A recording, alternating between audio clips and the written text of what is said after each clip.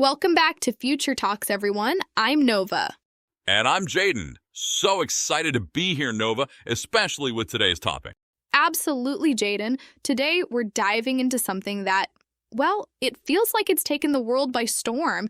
How large language models, like ChatGPT, actually work. It's pretty fascinating, don't you think? Oh, totally. I mean, everyone's heard of ChatGPT by now, right? It can write poems, answer questions, even code. But how does it actually do that? It's not magic, obviously. Exactly. And that's what we want to demystify a bit today. So, at its core, a large language model, or LLM, is essentially a very, very big computer program trained on an enormous amount of text data.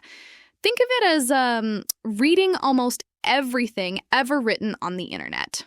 Right, like literally petabytes of text. Books, articles, websites, conversations, just a massive, massive library. Precisely. And the training part is super interesting. The main task these models learn during this initial phase is actually quite simple, predicting the next word in a sentence.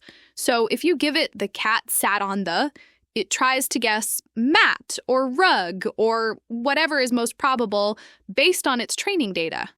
So it's not understanding in a human sense, is it? It's more like a really, really sophisticated pattern matcher. That's a great way to put it, Jayden.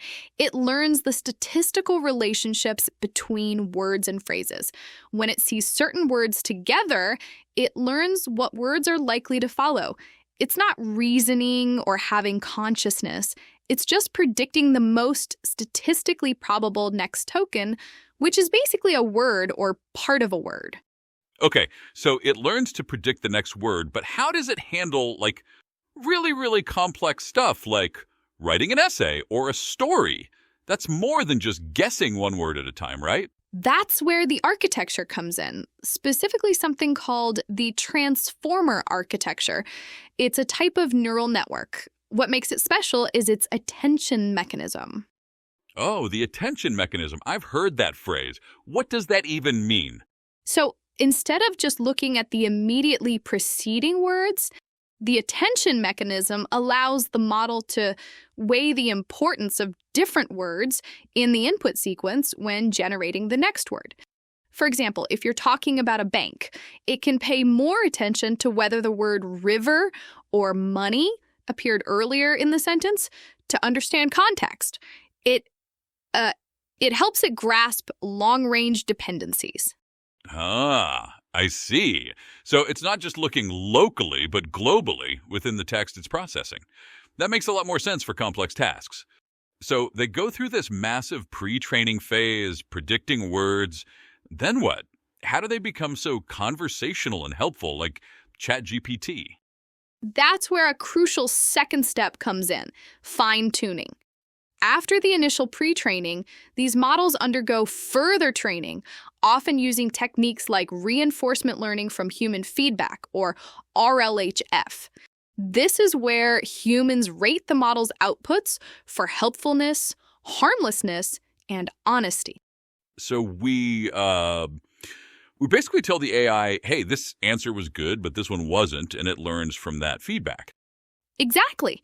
It refines its abilities based on human preferences, making it more aligned with what we consider a good, helpful response. That's why ChatGPT, doesn't just ramble, but tries to give a coherent, relevant answer to your specific prompt. It's really, it's pretty cool how iterative the process is. It truly is. So to sum it up, massive data, predicting the next word, a smart attention system, and then human fine-tuning. It's a lot more intricate than just a fancy chatbot. Definitely. And the speed at which it can do this is, well, mind-boggling. It's generating text token by token, effectively predicting the most probable sequence of words to fulfill your request. Fascinating stuff, Nova. I think that really helps break down how these incredible tools actually function under the hood, without getting too bogged down in the super technical jargon. I hope so. And that brings us to the end of another episode of Future Talks. What a topic to explore, huh? Absolutely, Nova. Thanks for tuning in, everyone. We appreciate you joining us on Future Talks. Be sure to subscribe so you don't miss our next discussion. Until then, stay curious. See you next time.